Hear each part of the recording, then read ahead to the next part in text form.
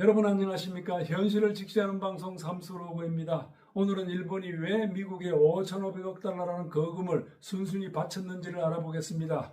거슬러 올라갑니다. 1986년 일본과 미국이 무역전쟁을 벌이던 시절이 있었습니다. 그때 미국은 일본을 상대로 반도체나 자동차 관세 중 어느 것 관세를 줄일지 일본을 압박했습니다. 그때 일본은 반도체를 희생시켰습니다. 자국 반도체 시장의 20%를 미국 기업이 내주고 심지어 반도체 원가 정보까지 몽땅 공개하는 굴욕적인 협정에 서명을 했습니다. 그때부터 세계 최강이던 일본 반도체는 내리막길을 걸었고 그 빈자리는 한국 반도체가 차지하면서 오늘날 삼성과 하이닉스가 세계를 호령하는 계기가 된 것입니다. 일본은 관세 협상에서 칼날 같은 선택을 했습니다. 반도체를 가져가라. 하지만 자동차 이건 목숨과도 같다. 결국 반도체는 미국에 내주고 자동차는 끝내 지켜냈습니다. 일본식 생존법은 간단했습니다. 피는 흘려도 심장은 못 내준다. 그래서 살아남은 게 자동차였죠. 이 사건이 던진 메시지는 분명합니다. 일본에게 자동차란 국가 생존이자 550만 노동자 표로 이어지는 정치 그 자체였던 것이기 때문입니다.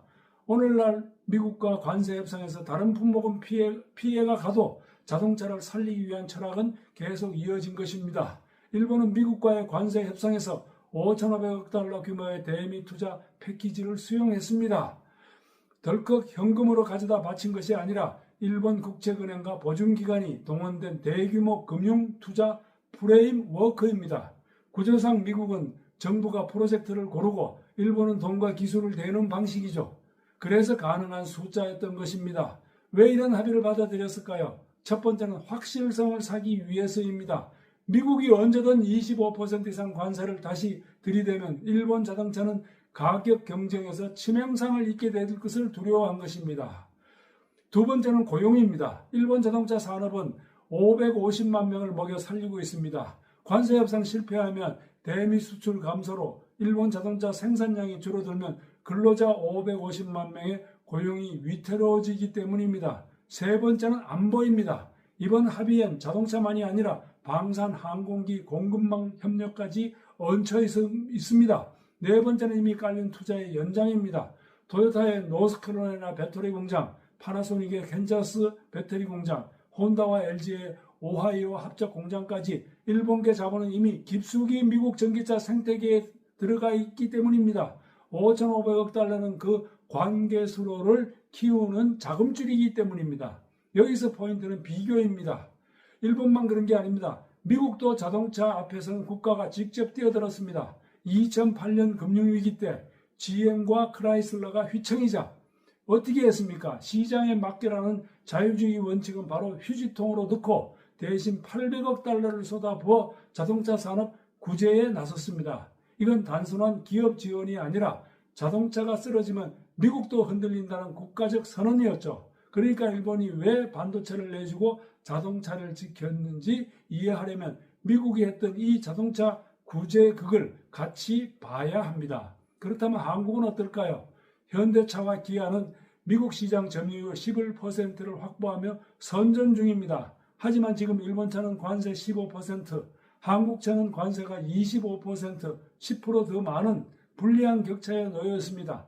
단기적으로는 품질과 전기차 혁신으로 버티고 있지만 장기적으로 이 격차는 무시할 수 없습니다. 10% 비싼 자동차를 누가 사겠습니까? 결국 문제는 전략입니다.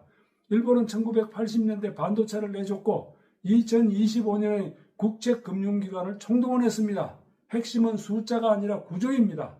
산업, 고용, 외교, 안보를 한 세트로 묶어 계산했기에 과감한 선택을 할 수 있었습니다. 한국도 이제는 FDA 덕분에 컸다는 과거에 머물 것이 아니라 새로운 구조 협상 카드를 준비해야 합니다. 그런데 이재명 정부는 여전히 반미 감정을 자극하는 발언과 미숙한 외교로 협상 테이블에서 주도권을 잃고 있습니다. 심지어 미국이 농산물 시장까지 더 개방하라고 요구한다는 소식까지 들리고 있습니다. 산업도 불리한데 농업까지 내주라는 압박을 받고 있다고 합니다. 이 상황에서 필요한 건 감정적인 대립이 아니라 냉정한 개선입니다.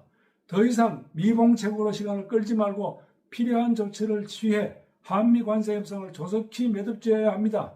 그리고 더 근본적으로 한국은 이제 분명한 선택을 해야 합니다.